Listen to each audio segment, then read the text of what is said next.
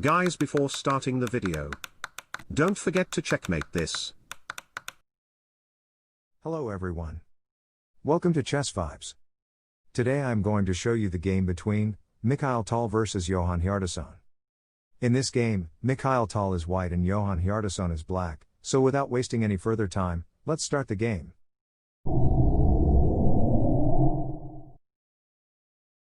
So Mikhail Tal started with one e4. And Johann replied with e5. Knight to f3. Knight to c6. And now bishop to b5. The Ruy Lopez opening. So here black played a6. Attacking the bishop on b5.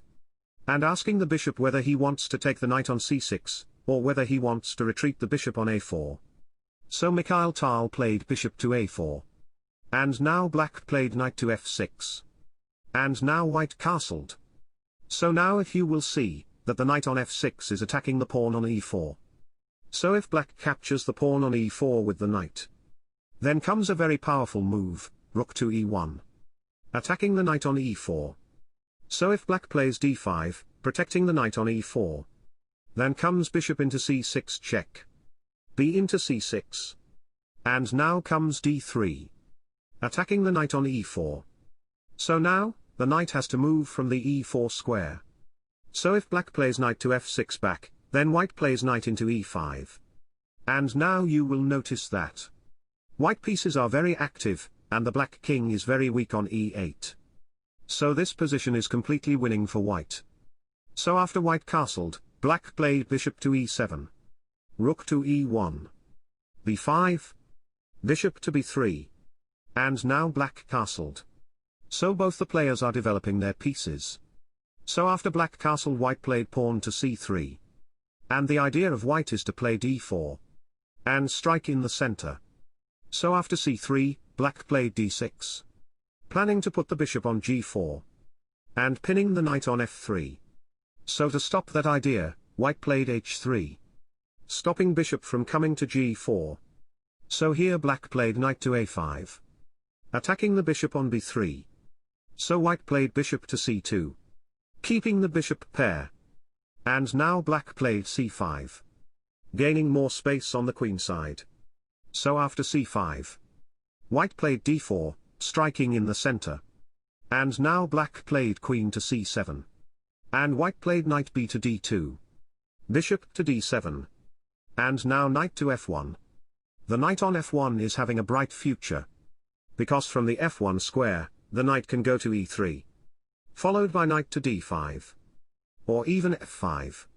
So basically the knight is very nicely placed on f1. So after white played knight to f1. Black played c into d4.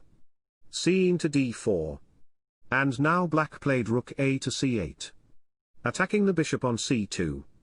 So white played knight to e3. Protecting the bishop on c2. So now black played knight to c6. Putting some pressure on the d4 pawn. So white played d5. Attacking the knight on c6. So black played knight to b4. Threatening the bishop on c2. So now white played bishop to b1. So Mikhail Tal is preserving his pair of bishops. So after bishop to b1. Black played a5. Gathering space on the queen side. So now came a3. Attacking the knight on b4. So black played knight to a6. And now b4, by white. Black played g6. Bishop to d2. A into b4. A into b4. And now black played queen to b7. Protecting the knight on a6. So white played bishop to d3. Knight to c7. Knight to c2. And now black played knight to h5. The idea of the knight to h5 could be to play f5. Putting pressure on the e4 pawn, and also f4 could also be possible. So after knight to h5. White played bishop to e3. Idea is to play rook to a7.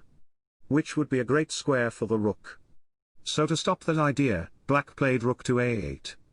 And now white played queen to d2. Rook into a1. And now knight into a1. The idea of capturing the rook on a1, with the knight, is to play knight to b3. Followed by knight to a5. Attacking the queen on b7. So after knight into a1, black played f5, putting pressure on the e4 pawn. So now white played bishop to h6, attacking the rook on f8. And now black played knight to g7, which was not the best move for black in this position. The best move could be to play rook to f7, because by playing rook to f7, black is making a square for the knight to come on f6. So that, the knight on f6, could target the e4 pawn. And the f6 square for the knight is great. But in the game, after bishop to h6, black played knight to g7. And we can clearly see that the knight on g7 is having no future. And it also looks like a dead piece. So after knight to g7, white played knight to b3. And the plan is to play knight to a5, attacking the queen on b7. So after knight to b3, black played f4. The idea of black after playing f4 is to create some pressure on the king side, as the bishops on e7 and d7 are looking on the king side. So after f4, white played knight to a5, attacking the queen on b7. And now black played queen to b6, rook to c1, taking the open c file. And now black played rook to a8, queen to c2, attacking the knight on c7. Black played knight to e8, queen to b3, bishop to f6, knight to f6, knight to h5, queen to b2, and now bishop to g7, asking for a bishop trade. Mikhail Tal accepted it by playing bishop into g7, king into g7. And here is your chance to find the move played by Mikhail Tal. So pause the video and try to find the move played by Mikhail Tal.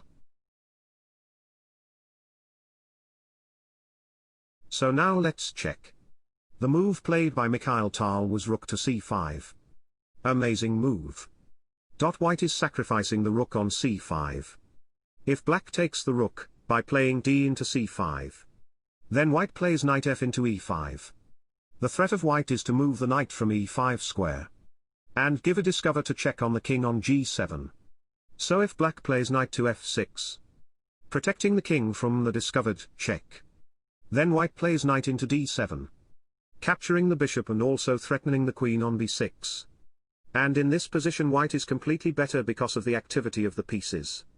And also of pieces are well coordinated. So after rook to c5, black played queen a6, instead of capturing the rook on c5. So after queen a6, white played rook into b5, picking up the pawn. And after rook into b5, black played knight to c7, attacking the rook on b5. So now white played rook to b8. Excellent move by white, giving up the bishop on d3. So black took the bishop on d3, by playing queen into d3. And now white played another fantastic move. Knight c into e5, picking up the pawn on e5, and sacrificing the knight. So if black captures the knight on e5, then comes queen into e5 check. So now if black plays knight to f6, then white plays queen to e7 check. King to h6 is forced. And now white plays queen to f8 check, king to h5. And now white plays queen into f6. And this is completely losing position for black. So after knight c into e5, black played queen d1 check, king to h2. And now black played rook to a1, giving a last try, by threatening queen to h1 checkmate. And white cannot stop it, so white has to end the game by checkmating the black king. So pause the video and checkmate the black king. So now let's check. The right move, which was played by Mikhail Tal, was knight to g4 check. The only winning move for white exclamation mark. Because if white plays something like knight into d7 check, then black plays king to h6. And now there are no more checks. So black is going to win the game. That is why the only winning move for white is to play knight to g4 check, taking away the h6 square from the black king. So after knight to g4 check, black played king to f7, knight to h6 check, king to e7. And now white played knight to g8 check. And in this position black resigned the game. Because if black plays king to f7, then white plays knight to g5 checkmate. So this was the brilliant game played by Mikhail Tal to beat Johann. So guys, if you liked this game, then like the video, subscribe to the channel, and write in the comment section the next game you want to be analyzed. So for now, bye bye.